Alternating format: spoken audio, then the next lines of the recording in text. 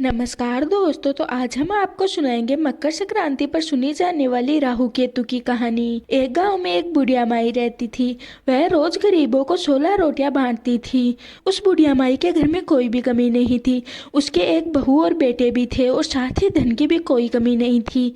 बुढ़िया माई रोज मंदिर जाती और साथ ही गंगा में स्नान करती। इसके बाद 16 रोटी गरीबों को दान कर देती। एक दिन उसकी पड़ोसन घर आई और बहू से कहा कि तुम क्या कर रही हो। तब बहू ने कहा कि मेरी सास रोज 16 रोटियां गरीबों को बांटती है तो वही बना रही हूँ। तब पड़ोसन ने कहा कि तुम इतना काम कैसे कर लेती हो। तो बहू ने कहा कि आप ही बताओ मैं क्या करूँ। तब पड़ोसन ने कहा कि रोज एक एक रोटी कम कर दिया करो। इस तरह केवल 15 दिन में ही तुम्हारी रोटियां कम हो जाएंगी। बहू ने ऐसा ही किया, रोज एक एक रोटी कम कर दी। अब अंतिम दिन बहू ने एक भी रोटी नहीं बनाई तो बुढ़िया माई ना ही गंगा नहाने गई और ना ही मंदिर में गई। तब उसके बेटे ने कहा कि माँ क्या हुआ, आप आज गंगा नहाने क्यों नहीं गई। तब बुढ़िया माई ने कहा कि तुम्हारी बहू ने रोटियां ही नहीं बनाई। बेटे ने अनाज के कमरे की चाबी अपनी माँ को दे दी और कहा कि माँ आप रोटी बना लो और इसके बाद गरीबों को दे आओ। इसके बाद बुढ़िया माई ने स्वयं ही 16 रोटियां बनाई और उन्हें गरीबों में बांट दिया।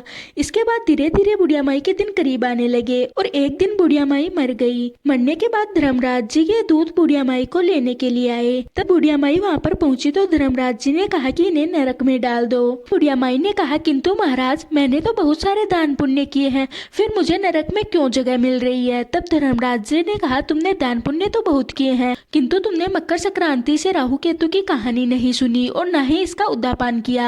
बुढ़िया माई ने कहा मुझे तो इसके बारे में कुछ पता ही नहीं था, आप मुझे कृपा करके बताइए कि यह कैसे होता है। धर्मराज जी ने बताया कि 1.25 गज कपड़ा, 1.25 पाव राई, 1.25 पाव रुपया और लड्डू बयाना निकाल कर मंदिर में दे दो और फिर राहु केतु की कहानी सुनो। तब बुढ़िया माई ने कहा कि भगवान मुझे 1 साल की मोहलत दे दो, मैं कहानी सुनकर उद्यापन करके आऊंगी। तब बुढ़िया माई की विनती सुनकर भगवान ने उन्हें 1 साल का समय दे दिया। तब बुढ़िया माई मृत्युलोक वापस आई तो सब कहने लगे कि बुढ़िया माई वापस आ गई है।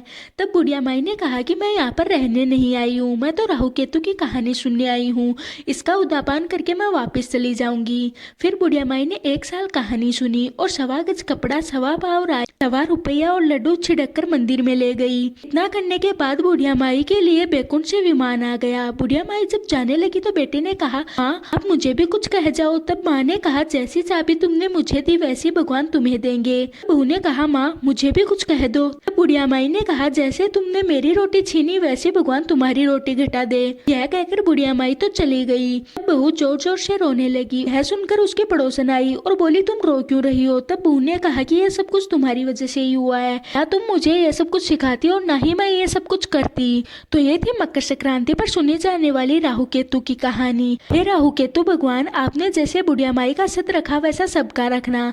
तो आज की हमारी वीडियो यहीं तक की थी। मैं आशा करती हूँ कि आज की हमारी वीडियो आपको पसंद आई होगी। अब हम मिलते हैं किसी और वीडियो के साथ।